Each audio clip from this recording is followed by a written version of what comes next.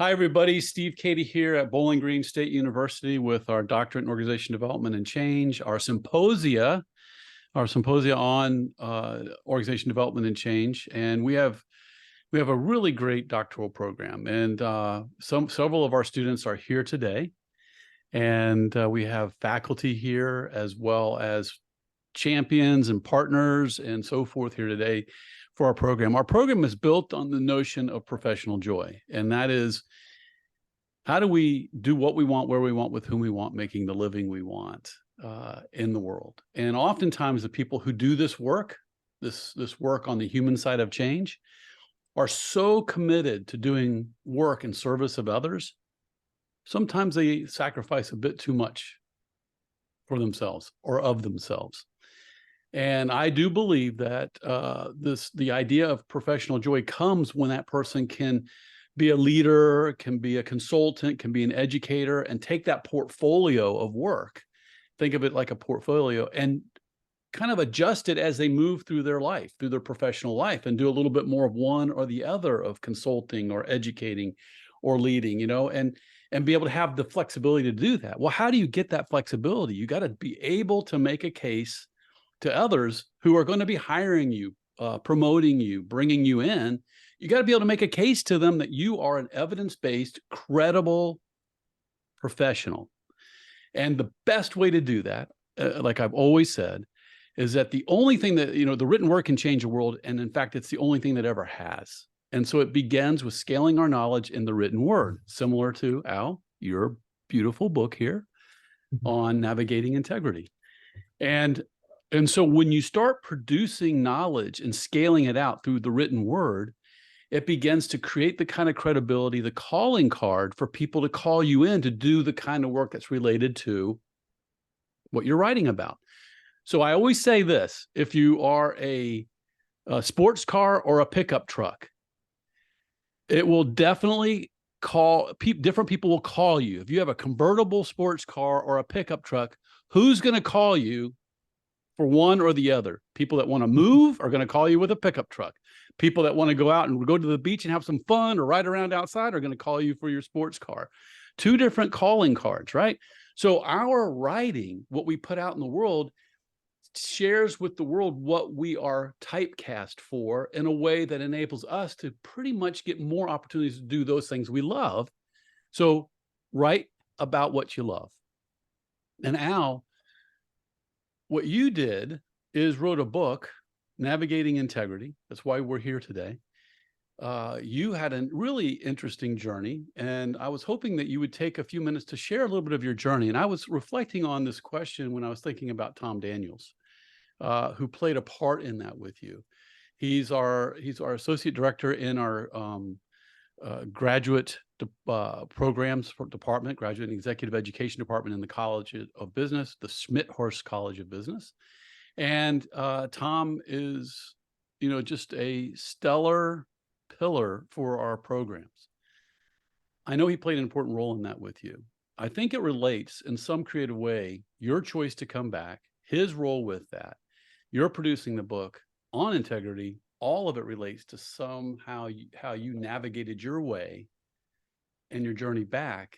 Navigating integrity, I think, relates. So I'd love to hear your story of coming back and how and why you did. Well, what a wonderful introduction. Thank you, Steve. It ties in perfectly with, I think, the focus of our time this morning. And speaking of gratitude, first of all, I was very gratitude that Bowling Green State University took me back in 2014. And the Tom Daniels did play a major role in that regard, as did Dr. Dave Jameson. I was talking with Dr. Dave Jameson, whom some of you know is pretty active in the OD circles. He's also in our faculty. Al, he's also on the faculty for our doctoral program. Oh, he has been for how long now? For 3 years now. He teaches the use of self course. Okay, excellent. And he serves on committees and all that kind of good stuff too. Excellent work. Good to know. So I asked Dr. Jameson, this would have been, about a dozen years ago. So I never finished my master's degree. Dave, how might I do that? Well, he said, you started at Bowling Green State University, didn't you? I said, Dave, that was 30 some years ago. Well, he said, it never hurts to ask them if they might give you credit for prior experience, et cetera. So I did. Had a nice conversation with Tom Daniels, and they did accept me. And there's a story about that in the Bowling Green paper, which I was very grateful for, because as I thought about what part of what I wanted to do next, which was to teach, of course, I needed to have that master's degree. And so I was grateful to have that opportunity to finish my master's degree. Met some great people there, including Dr. Katie. I think when I first started, I'd mentioned this to Sarah before this all started up this morning. I was either in the first or second year of Bowling Green's graduate program in organization development when it was then run by Dr. Glenn Varney. Right. So there's a bit of history there.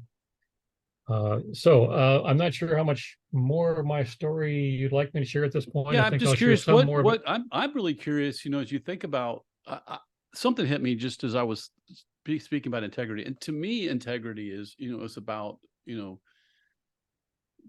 doing what we say. To me, integrity Large is part of it.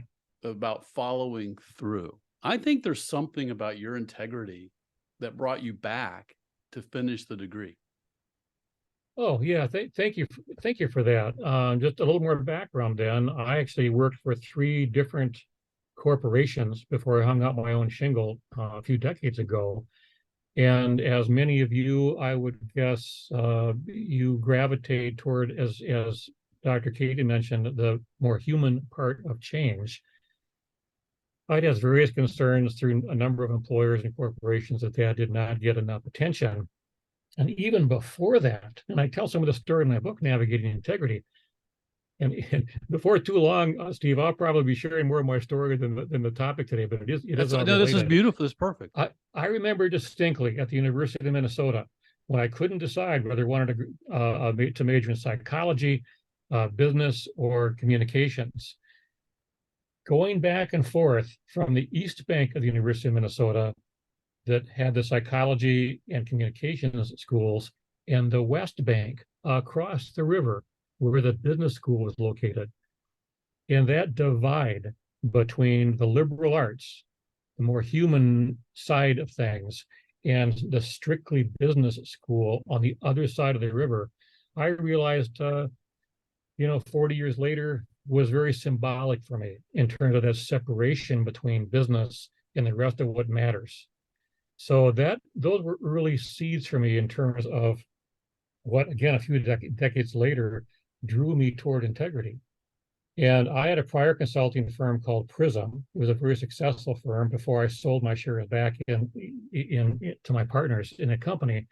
I drew closer and closer to wanting to spend more time bridging that gap between businesses that were profitable, organizations that were successful in the traditional vein, and the rest of what matters. So, and in terms you talk about passion, Steve, another big passion in my life, as you might tell by some of my background here, is sailing. And there are some wonderful analogies, at least for me, in terms of, among sailing and integrity, teamwork, leadership. One of which I'll share now is the analogy of a keel on a full-size sailboat, which I used to have on Lake Superior. And to me, that several 100-pound, 1,000-pound lead weight on the bottom of a full-size sailboat prevents it from completely doing a 360 in a storm. And that keel to me has served as an analogy for what matters, Steve, as you put it. And at the very base of the model that I'll share with you in a few minutes is what I call identity. And identity to me is our core ideology, as James Collins put it. I talk about the 3 Ps in an organization, which is our purpose. And I decided a couple of decades ago that my purpose was to serve as a catalyst for integrity. And that's what I did with my clients. And so purpose, principles, some call them values, and priorities. And with that, if it's all right with you, Steve, or yeah, I'd love some reactions to that before I launch into the model, because I want to do 2 things today. I want to share how vital integrity, broadly defined. I think the announcement for this program talked about integrity rightly understood being foundational for organization development and organizational excellence. I want to drive that home, drive that point home. And then I also want to share with you my model. Every consultant needs to have a model, but it's one that I spent a lot of time thinking about and developing, and is based on decades of experience on what I thought led to organizational integrity. But before I dive into that, any quick reactions? Or Steve, you said maybe a few initial reactions from folks around the table. Anna Marie is one of our new incoming doctoral students, and she's also a teacher. So she teaches down at the university in Florida, and you like to put people on the spot. So can I put you on the spot and say, so what's a bumper sticker reaction to what you've heard so far? So what I've heard so far is I love the idea of you deciding that you're going to be a catalyst for integrity. So that kind of makes me think, well, what am I going to be a catalyst for? So what are those values or those principles? What is that purpose? As I'm hearing you talk about, how can I apply this to my life? And especially as I'm looking at moving into this doctoral program with not a lot of background in OD&C. So I love that part of it. That would be like that first part. And in hearing what you're saying, it really piques my interest, and I'm kind of excited to hear more.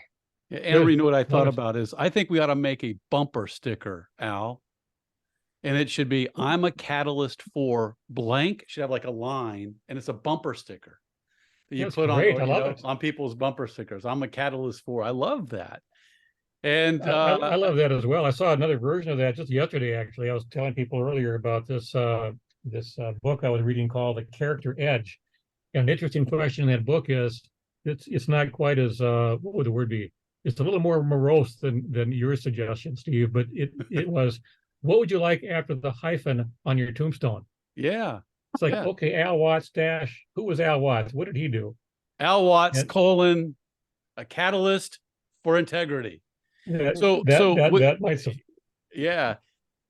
So now, before we jump in, I know we got some stuff, but I just think we should keep having fun. And I think it would be great for you just to say a few words about what you love about Dave Jamieson. Okay, well, I've already shared some of that, Dave. Hello, Dave. Hi, Al. How you doing? I've shared some of that already, which is that in the course of conversations, oh gosh, what is it? Yeah, over a dozen years ago now. Yeah. I asked Dr. Jamieson, Dave, so how do I get my master's? Can I do that at St. Thomas? He said, well, didn't you go to Bowling Green State University? So I have much of what followed after that, including finally finishing my master's degree at Bowling Green State University, to thank Dr. Jamieson for. So Dave, thank you again. And I'm also going to thank you, as I have several times the last couple of years, about allowing one of the universities I teach for to utilize your use of self concepts, your use of self work. Very, very important. I think I've mentioned this to you before, but whenever I ask my students what have been the highlights of this course, what are you going to take away from it? The majority of takeaways are, gee, love the use of self stuff. So I'm very grateful for that. Yeah. As well as our friendship. Thank you. Absolutely. Yeah. I was torn. I canceled something else when I saw this was coming up with your session. So I'm flattered. I'm honored. Thank you. Yeah. And Dave, anything you want to say about your maybe your earliest memory of Al Watts? Well, from day one, I was introduced to Al by a couple of mutual friends, and I would say we all love Al. Al's just a very, very good person and a very smart person, and he and I and a few others kind of worked on a few things around Minneapolis for a while too. So good person, good colleague, good values, and he's got really decent integrity. Yeah, well, thanks, Dave. That's awesome, Al. So so Al, you want to share what you were going to share with us? Yeah, let me start the screen sharing piece here. Yeah. Well, actually, even before I do that, let Well, I'll put this definition up here. I'll talk about this in a few minutes. But Noel Tichy once said that integrity is the cornerstone of free enterprise, and every leader needs a clear, teachable point of view on it. And so what I'm about to share is hopefully my clear and I hope teachable point of view on integrity. So as I started doing research about that, and we're so used to hearing integrity. You can always see my screen now, right? With Webster's definition of integrity. We're used to the definition around morality, being upright, being honest, being sincere. Well, as it turns out, that's the third definition of integrity in Webster's dictionary. I was drawn to his first two, which talks about the state of being complete, unbroken condition, being whole, looking at things in their entirety, or the quality of being unimpaired, in perfect condition, and sound. I thought, well, don't those first two definitions characterize what we're about with organization development?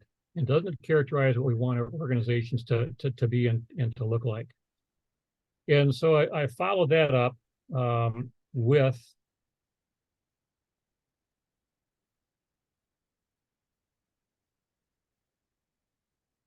a book by John Gardner and Csikszentmihalyi, I think that's how it's pronounced, that talked about good work in their book by that same name. And I borrowed their sense that, well, good work looks at the whole picture.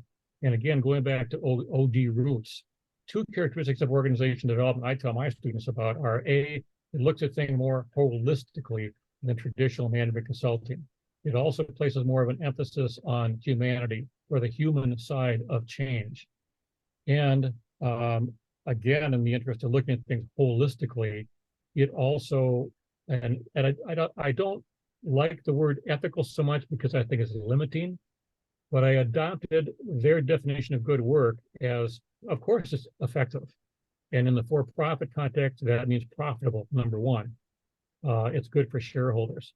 It's also engaging, though, for the people who work there.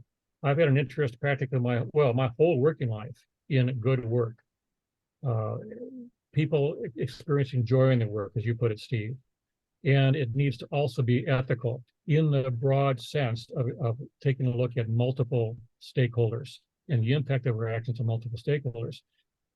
So I took that concept and I thought about, okay, what's been true from my experience over decades of doing leadership, coaching, a lot of team building, a lot of consulting around organizational change, and what are the sets of practices that I thought help organizations do good work.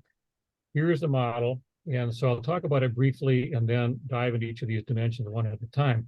And I would invite you, by the way, I'll try to keep my, if I miss some good questions, Steve or Sarah or Teo, anybody, please jump in and ask those questions, because right now, with my view, I can't see these. So from my experience, and by the way, in the run-up to this program, in terms of the promotion, there were several versions of it. And the first one that came out were, I think, the 4 dimensions of leadership. And then it came out as the 4 dimensions of leadership integrity. And I kept saying to Sarah and Dr. Katie, well, no, it's the 4 dimensions of organizational integrity. I kind of liked that, though, because the book is really about how these dimensions apply not only to good work for organizations, but good work for leaders as well. I'm going to focus on the organizational side, but Anna Marie, going back to what you were talking about, and I'm not promoting the book here, but just in terms of things to think about how these organizational concepts apply to us individually as OD practitioners and as leaders as well. So identity, basically, who are we and where are we going as an organization? Steve, you led into this a bit in terms of doing what we say, which is some of what authenticity is about. There's more to follow in a few minutes. Alignment is an interesting concept, but I'll talk about both the object alignment, which means things like pay and selection and promotions and information systems being aligned with what organizations intend, but also the verb aligning, more on that later, and accountability. Accountability is the set of practices that I think most directly touches on the ethical or broad stakeholder view. So that's the model. That's the model in a nutshell. Okay, let's dive into a few of these. So again, the model is really about, okay, what are the set of practices that will give us the best chance of developing sustainable organizations succeeding in all three of these arenas, what I call triple E organizations. This is part of the identity piece. Triple E leaders, teams, and organizations, they know who they are. They know what their core ideology is, as James Collins put it. They've thought clearly and engaged others in the workforce about what the purpose of the organization is. And the purpose of an organization is a bit different than a mission. Those words get thrown around a lot. A mission I look at more in terms of, okay, as a business, what are we going to manufacture or do for whom, and how will that be distinct so we can accomplish our business goals? Purpose is broader. I shared my personal purpose before, to serve as a catalyst for integrity. Medtronic, profitable organization here in Minnesota. Their purpose is basically restoring people to health so they can live normal lives again. That's a very energizing purpose beyond just their business goals. Mm-hmm. So organizations know who they are, what they stand for. Those are the principles or values, that some would term them, and where they're going. Those are the priorities. And I don't know about your experience, but from mine, in countless client after client organization, I was amazed at how few people knew the organization's mission or purpose. How many of them could list what the organization's values were, let alone articulate what they meant. There were a lot of organizations fall down, and or could state the organization's strategic priorities. So much of what we need to be about as OD consultants and as leaders in organizations, I believe, needs to revolve around this identity piece. And another important part of identity, going back to Thomas Carlyle's quote, is the ideal is in thyself, the impediment too is in thyself. So in my work around identity, it's not only about getting clear around purpose, principles, and priorities, but it's also helping organizations own their strengths, their core competencies, and own up to their weaknesses or the limitations. And much of our OD work, as you know, is diagnostic work and shedding the light in some of those dark corners that sooner or later will take the organization down. Some of my work was with private physician practices, and I would often say to them, it's probably not so much the competitors that will take away from your business as much as implosion from within. And that implosion from within, in the case of some of the physician practices, had to do with too much rivalry, poor communications, really strong egos that were not serving them well, et cetera, et cetera. Let me pause after each of these dimensions and see if this resonates for you, what questions you have about it. But again, the first dimension of the model, where they're talking about leaders, organizations, is getting that identity piece down. I think that's the foundation of organizational integrity.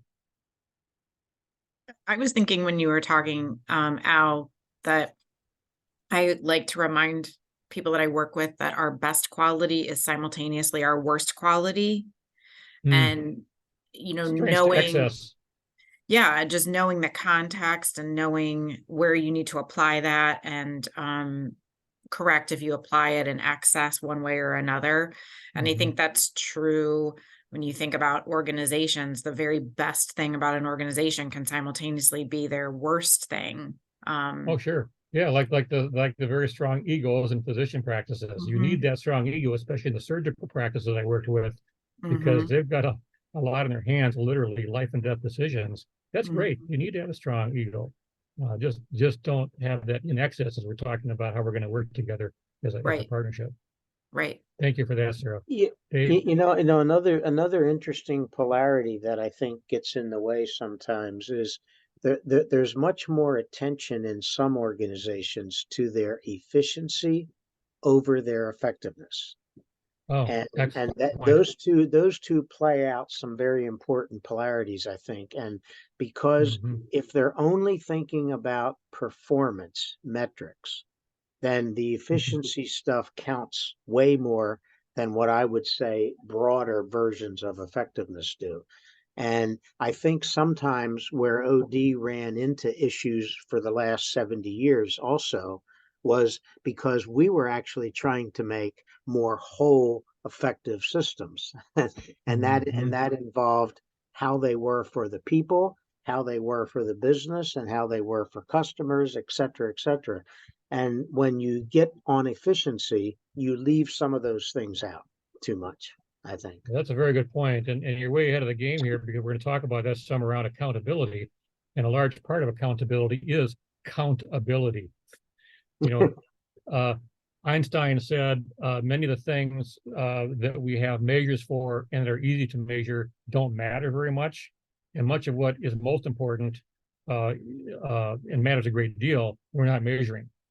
And so when we get to the accountability piece, much of that, if we're truly saying, oh yeah, good work and sustainable organizations are about emphasizing all three of those, succeeding in all three dimensions, we need to be measuring those other things that count. Great point. Thank you. Yeah, Al, and one thing that I heard is that the best way to create change in an organization is to start by shining a light on the values of the organization, which is to say, how does what we're doing align with our values? And having an explicit, intentional conversation around that can cause people to say, well, it's the old adage of why did you do that? And some people say, I don't know why we do it, because we've just always done it that way. Right? Yeah, that why question, and having authentic conversations about why are we doing this, or why wouldn't we do certain other things, are important conversations to have. And going back to the values piece and making sure that people not only know what those are, but what they mean. In my work with clients, when we're focusing on those, I'd ask them two questions. Okay, so you have this, most clients many of them had the value of integrity. What does that mean we're going to do? What does it mean we're not going to do? And that led to some really interesting conversations, which also oftentimes would focus their business priorities as well. So purpose grounds organizations. It's that part of that keel that I talked about before, and values or principles are good decision-making tools. As Roy Disney once said, it's not hard to make decisions when you know what your values are. It speeds things up. So efficiency can be a strength to excess, but our last speaker that talked about resistance in organizations, when I pushed back a bit on that in terms of how can we engage all these people around change when it has to happen so fast. And he talked about how we just need to be better and quicker at engaging people with change. So efficiency is not bad, but it can be a strength to excess. Okay, let's move ahead. Any other reactions before I share another piece here? I have to say, before you end today, I'm curious to hear you used the phrase earlier that you decided you wanted to be that catalyst for integrity. To serve as a catalyst for integrity, right? I'm just curious to hear before we end today if that's born out of a certain experience, or like the thing that immediately jumped to my mind is, did Al have a issue or an experience with someone who lacked integrity, or an organization that lacked integrity? I'm just, maybe not right this moment, but I want to put that out there before I forget.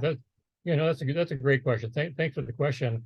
Again, my earliest experience working was with an organization that will go nameless, and this was as a part-timer, that I didn't think treated employees very well. I think that was a part of the root for me of going into, at first it was called personnel, and then human resources, and then somewhere in my undergraduate years, this guy came along and said, Al, there's this new field called organization development you ought to look into. And so I think that was an early seed, Sarah. And yes, in my work with clients, I would, not because they were evil organizations or evil leaders, but I would encounter, as employees in those organizations did, many cases where, again, the purpose either wasn't clear, the principles weren't clear, the priorities weren't clear, and or moving on to the next piece here around authenticity, almost more hurtful is that leaders weren't modeling the principles. When we get to the alignment piece, people would be, I forget who it was that first talked about this, I don't know if it was Herzog or somebody else, talked about the folly of paying for A when you want B. So if we want innovative organizations, but you're paying for efficiency and purely profitability, and not thinking of the long term that investments in innovation will pay off, then you're not going to get innovation. So I don't know, just good question, Sarah. And then in terms of serving as a catalyst for integrity, one of my mentors was senior moment here, very important guy in my life, Richard Leiter. Some of you have probably heard that name before. Richard Leiter wrote several books around the power of purpose. And in my relationship / friendship with him and my own work putting this model together in the book, I thought a great deal about, well, okay, what am I about? What are my unique talents? What am I good at doing? What do I have a passion for? And how do I want to leave a mark?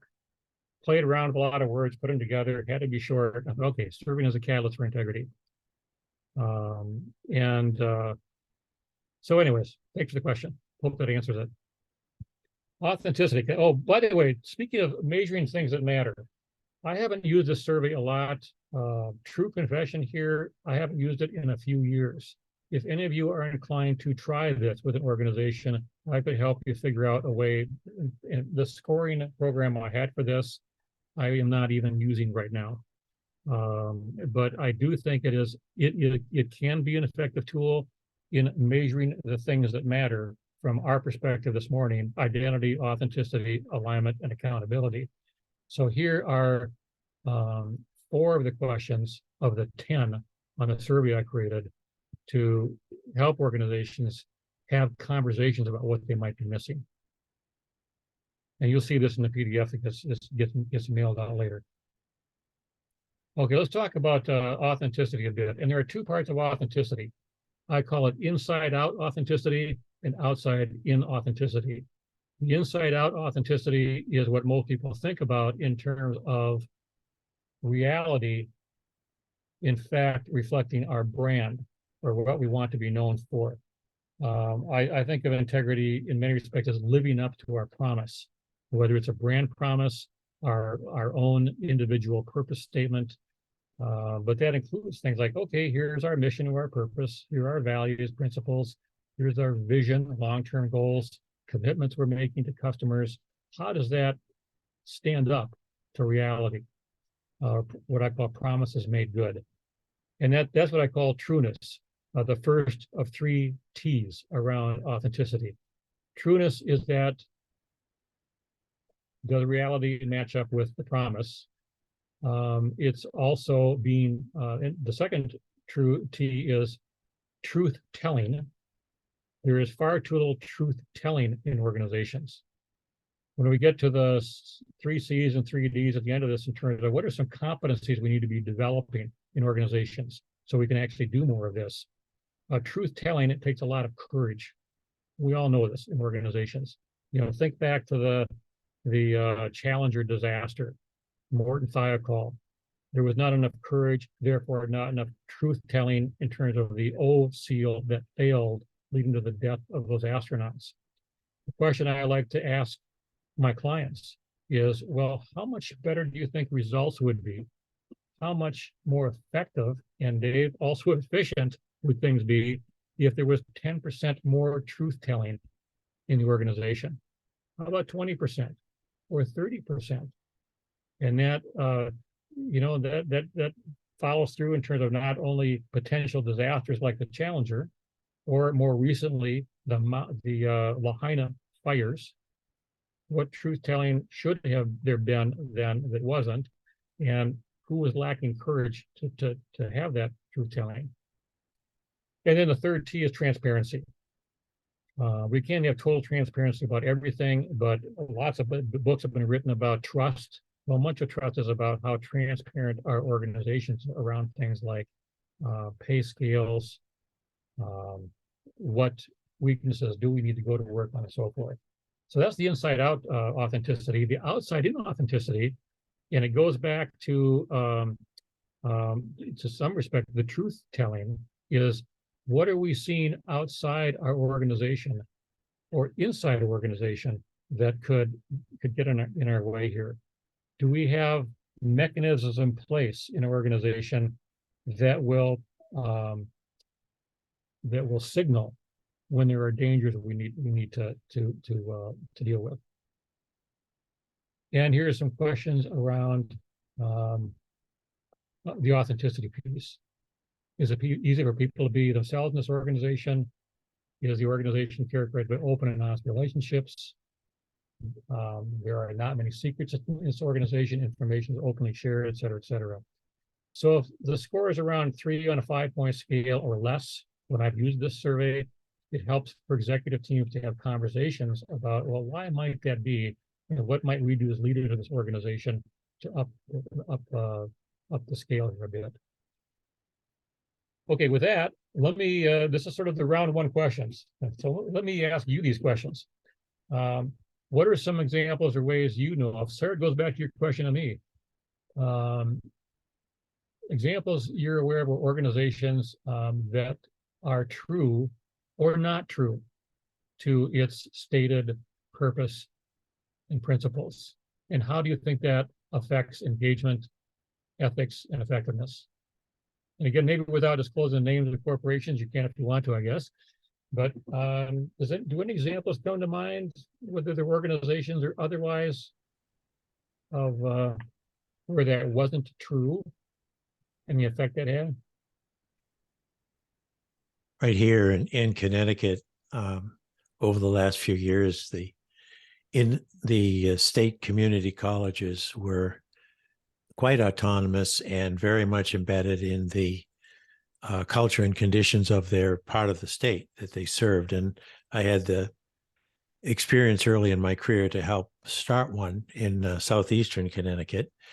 And I knew from the very first day that if we didn't have a really authentic story to tell about why we wanted to open those doors and what it would do for the people and the community, we would have been out of business in a week because people weren't going to put up with it.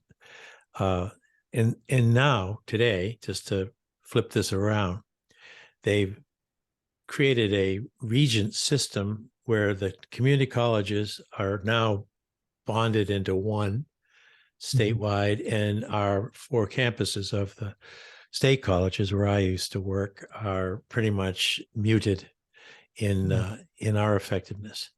And so my sense is that people in those locales, and certainly in my former school, are searching around now, trying to feel a hook, something to hold on to that makes them still proud and engaged and confident that this institution has them in mind, whether a faculty member or a local citizen. We knew how to do that when we were in small autonomous community colleges. Yep. I don't know that anyone knows how to do that today.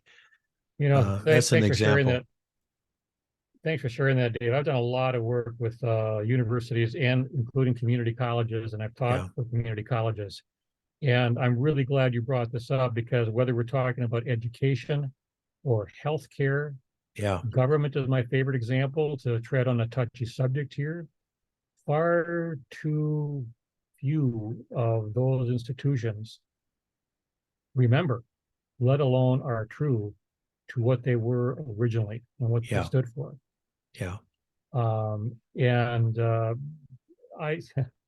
Here's a dilemma. I mean, hospitals and healthcare institutions need to make money. No margin, no mission. Educational institutions need to have a margin. No margin, no mission. But when the margin overtakes why they were established in the first place and the purpose that provides the energy and the passion to sustain those institutions, they're in trouble. They're going to be on the rocks. It's true. Any other examples come to mind for any of you? You know, They could be one good that, examples too. yeah, you Where know, do you well, work? one Where that, do you? yeah, you know, it's interesting. One that comes to mind for me, it's not positive, is journalism. Oh yeah.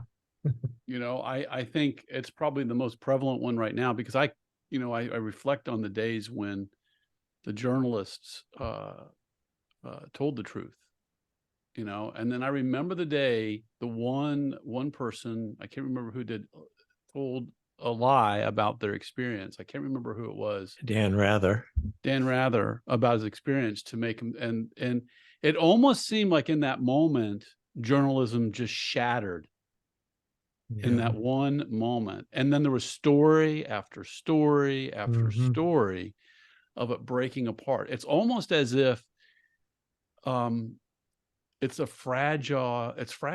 I wish it was more resilient. I wish it was more resilient. You know, I wish its impact was more resilient to that. But I don't know. And it's even poses that question, like, if it's that fragile, how do you make it more resilient? And then how do you repair that, you know? And where are the Walter Cronkites, if I can age myself a bit? You know, Walter Cronkite was the one newscaster that I think most people could say, yeah, pretty objective. But now you've got it seems you have your choice between Fox News, CBS.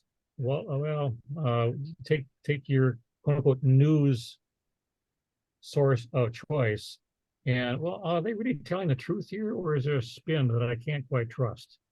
So whether we're talking about trust in organizations, we're talking about trust in relationship, we're talking about trust and bond within our country, if there's no truth telling, then those are going to be broken. Good/bad examples. So thank you for that. Yeah, journalism, education, healthcare, government, our major institutions, I think, are in danger of not being true to what they hold out to be. You know, one thing that jumped to my mind when we were talking is that I think there's a number of times, and I work in the public sector, full disclosure, that organizations, especially public organizations or nonprofit organizations, get put in a place that they struggle or cannot be as true to their stated purpose or their stated mission because of outside forces. You know, I think about however someone feels about the subject. Anne-Marie, I know you're in Florida, and I know there's lots of articles that I read about higher education or education in general and what is supposed to be taught or not supposed to be taught. And it's not necessarily the schools or the educators themselves that are making up those parameters. It's outside forces. And I'm trying to tread lightly and not make a political statement as much as just an observation that, you know, I have a lot of experience with the disability community, and it's the stated purpose to integrate people fully into the community. But the reality is living that mission is nearly impossible, just as maybe for some educational institutions, living the mission of free and open academics is not possible because of outside influences. So I just wanted to kind of throw that out there and get your thoughts on that it's not always the organization itself. It's sometimes other organizations or other people that place those restrictions. Well, and I don't know if this addresses that directly, Sarah, but at the risk of, I don't care if it's a risky statement, but I'll go back to my disappointment with just about all of our elected leaders these days. In my mind, and Dr. Jameson has heard this before, it's a broken record from my perspective. Why do we elect our officials in government? Whether we're talking about local, county, national level. I'm hoping so they can have serious dialogue. That's one of the 3 Ds, by the way, we'll talk about, to pass public policy in our best interests, in the citizens' best interests.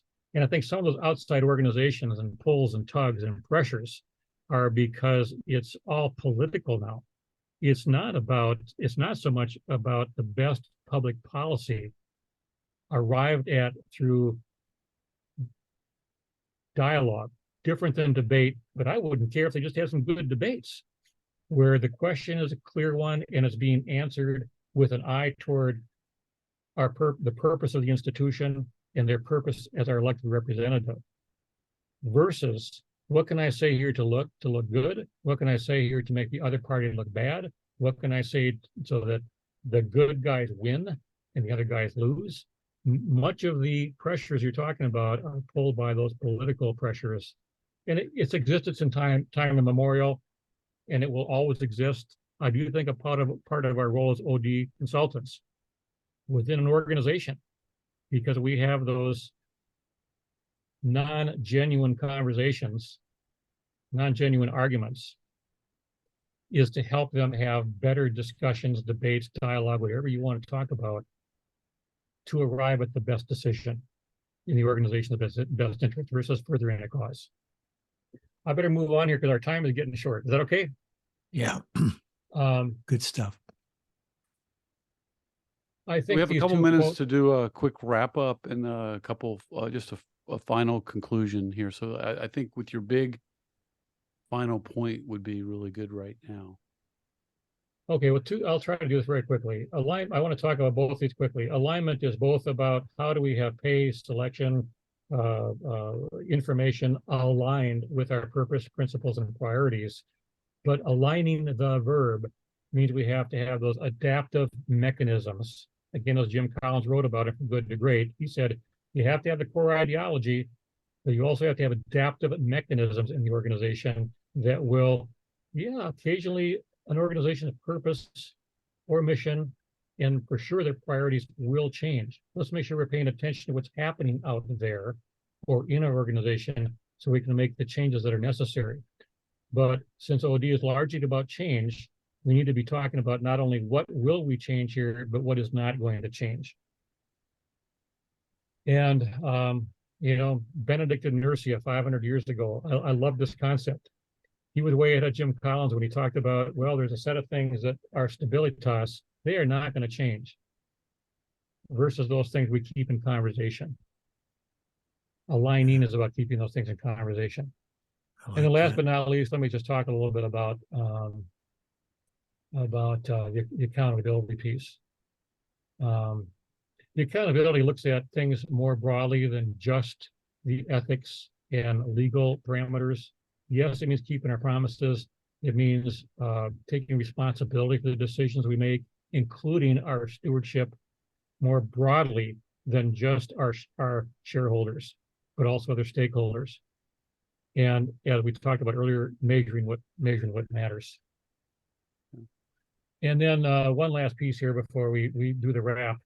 I mentioned a couple of these terms before. It's like we've heard this stuff before. I think all of us have probably been in touch with these concepts in one form or another.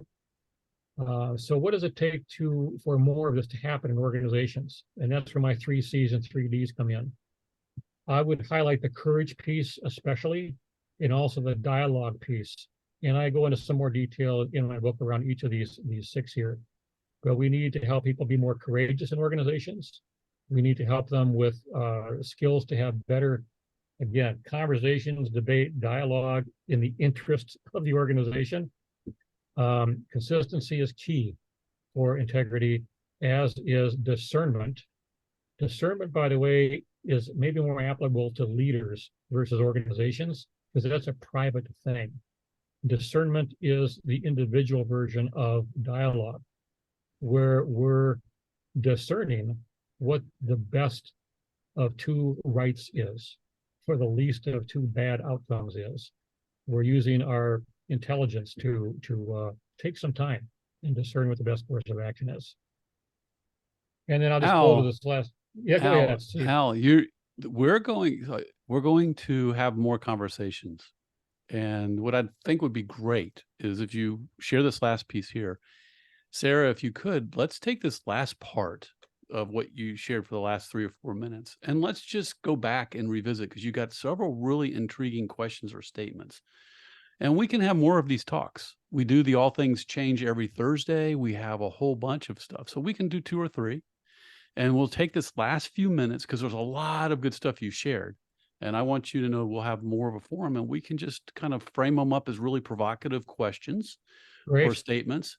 Throw one out there and have a group of people come, and we'll just talk some more. So we're going to pick these last few things up. So Sarah, if you could come back to this and let's do that. And let's frame out 2 or 3 things that Al really is passionate about here at the end. Okay, so I have a couple of things for you, Al. If you have one thing you want to share from this right here, why don't you share this, and then I have a couple of things I want to wrap up with you. Okay. Oh, a couple things I would share. Yeah, this quote here that you have here, I think is great. Yeah, it's my favorite quote. It is kind of a wrap up. It's not what we eat, but what we digest that makes us strong. Not what we gain, but what we save that makes us rich. Not what we read, but what we remember that makes us learned. And not what we profess, but what we practice and gives us integrity.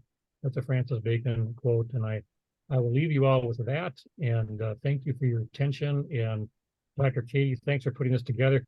And you know what? I so admire the work you do in terms of bringing people together to talk about what gives them joy, what gives them passion, and keeping that humanity part of organization development alive. So thanks for that. Yeah, you're welcome. And our College of Business is carving out, has a long history of carving out, as you know, a thought leadership presence in the world around the human side of change, the human side of business. So I think that's great. So I'm going to read 3 things to you from your book, and it's about gratitude. And I just want to give you a second to kind of reflect on each of the 3, just kind of what is a kind of a reaction to them. And it comes from the very front of your book. The first is, indeed, we stand on the shoulders of giants. And as the jazz great Sonny Crisp put it, I listen to everybody. Everybody takes from everybody else and adds their own thing and goes on from there. What are your thoughts? Well, if you want mine, some of those giants are, people like John Gardner, Chick Mahaley, my mentor, Richard Leiter, Kevin Cashman, Dr. Jameson, and this use of self piece, you, Dr. Katie. So anybody who at a national, international, or local level has contributed to our field and to the art of leadership and organization development, those are the giants that I've stood on. That's my reaction to that. Yeah. And then here's another thing I want to read. 10% of the proceeds from the sale of this book will be donated to the P&G Children's Safe Drinking Water Fund through the Greater Cincinnati Foundation. Every day, more than 4,000 children in developing countries die from the lack of potable water, more than from HIV/AIDS and malaria combined. Your book purchase will provide one child in a developing country with at least a month's supply of clean drinking water. I was really happy to find that. As a sailor, of course, water is important to me. And I was thinking, well, what can I do to make a contribution somehow to that bigger hurt in the world? So if it involved water, that was for me. I wish the book had sold 1 million copies so that there would be even more water for kids to have. But yeah, I feel good every time a book is sold. It's like, okay, well, it's a little more water for kids across the world. And I tell you, a child, that means a lot. That means a lot. Well, going back to your gratitude theme, we all have challenges, but boy, you look at the hurt around the world all over, and just despite our challenges in this country, I'm glad we live in this country, and I hope we can all, we are all doing some things to reduce some of that hurt around the world. And so, for your final thoughts, I'll give you a little thing to inspire your closing words. This book is dedicated to all who never lost faith that I would live up to my promise, principally Carly, Allison, Kristen, Mom, and Dad, and to the memory of Margaret Posley, who in her life and work modeled what this book is about. Margaret Posley was a dear friend who died of MS about 10 years ago. And yeah, she modeled a large part of what this book was about. And living up to my promise and living up to our promise is what I would like to leave us with. And that may be a topic for another conversation. But if we think about our purpose, as we think about our values and what's important to us, if we think about our vision, what mark do we want to make on the world, that's our promise. And in order to fulfill that promise, we need to be aware not only of our core competencies and own those. Going back to use of self, Dave, it's much of that's about self-awareness as well. So I hope all of us live up to our promise, and I hope that our time together has lived up to its promise. So thank you again, Steve. Thanks again, Thank Sarah, you, and all Al. of you for joining in. Thank you. Thank you. Everybody have a great day. Bye for now. Thank you, everyone.